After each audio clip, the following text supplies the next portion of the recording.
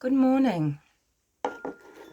This video will be brief, and this video is an apology to Ellie Smith and to her partner Jake Gliddon. Ellie Smith's daughter Cleo Smith, over the course of 19 days, has been the subject of concern, speculation, etc., all around the world.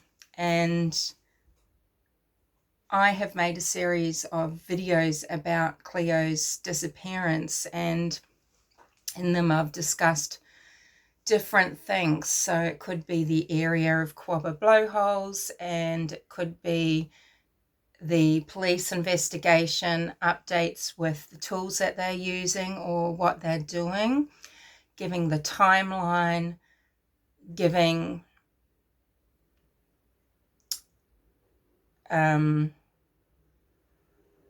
information on different possibilities. So, for example, where would the sedan have gone? What other routes might they have taken to not be seen on CCTV?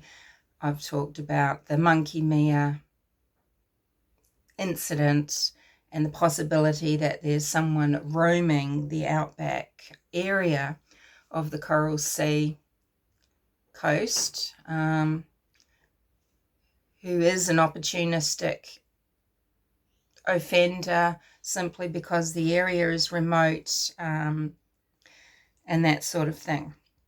And one of the videos that I made was titled Safe and Sound, and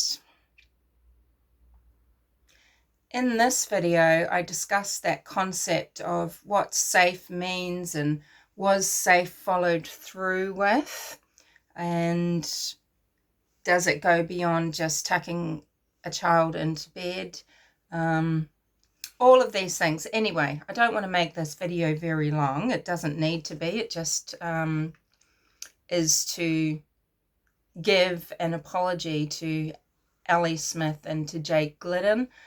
Not that they will necessarily see it. Anyone who's coming to this channel, if you're animals or visitors, can you please bear in mind that I do monitor my comment section quite carefully. There might be comments there that you don't like that I have just responded to with maybe a correction or a comment or just a heart to acknowledge. I do delete many comments, and sometimes I explain what happens and why I've done so in subsequent videos. But I just want you to not comment to people who might have been feeling that Cleo and Jake had involvement in Ellie and Jake had involvement in Cleo's disappearance. So I'm not talking very well, am I? I'm just trying to wake up. I've got some black coffee here I haven't really had yet. Because, I've allowed the comment on there, and it is for a reason. It is because this is a discussion place, and because it was probably something that might have voiced what many thought or felt.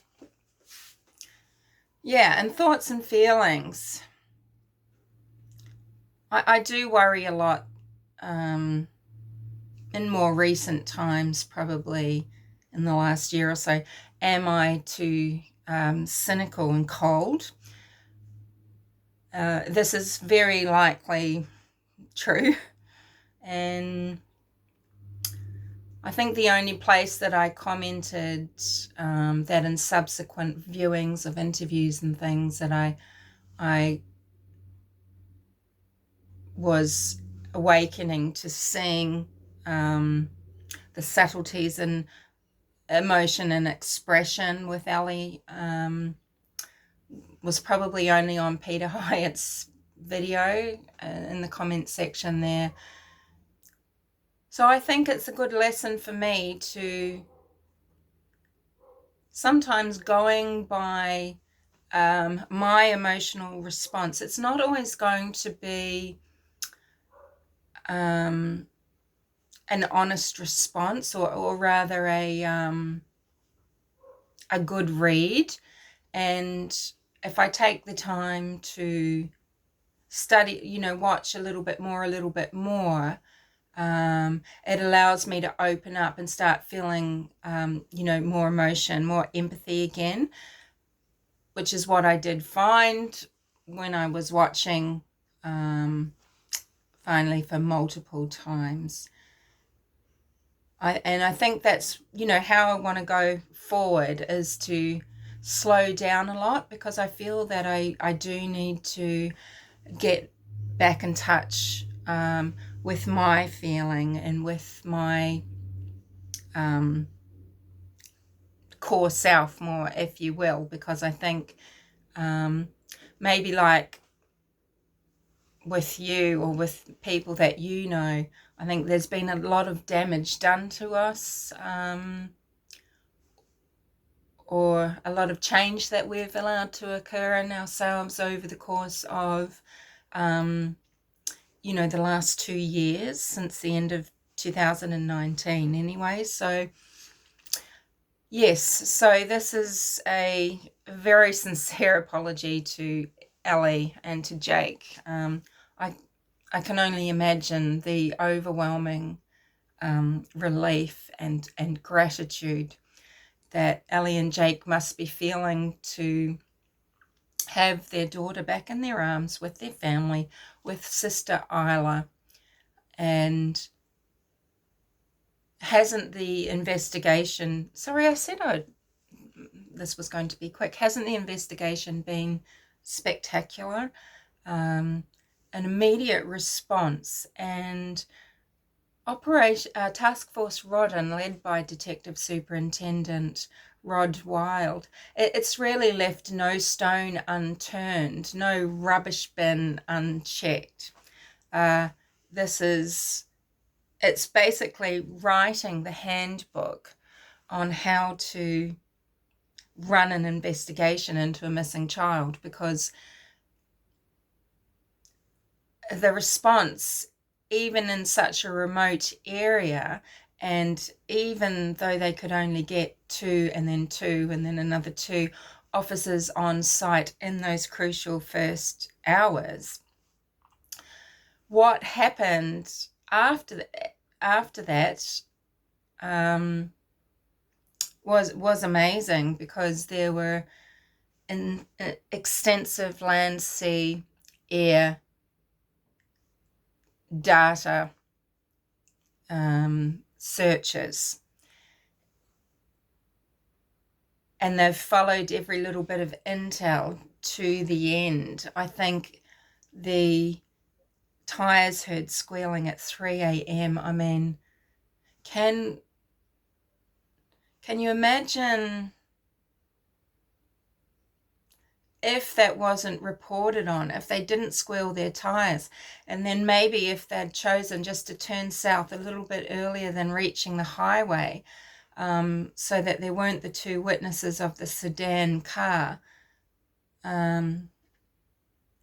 Yeah, I'm not sure what would have happened. I don't know if this is the key piece of information, but it certainly seems like it. It's been the one thing that has been so intriguing, because it's been tangible,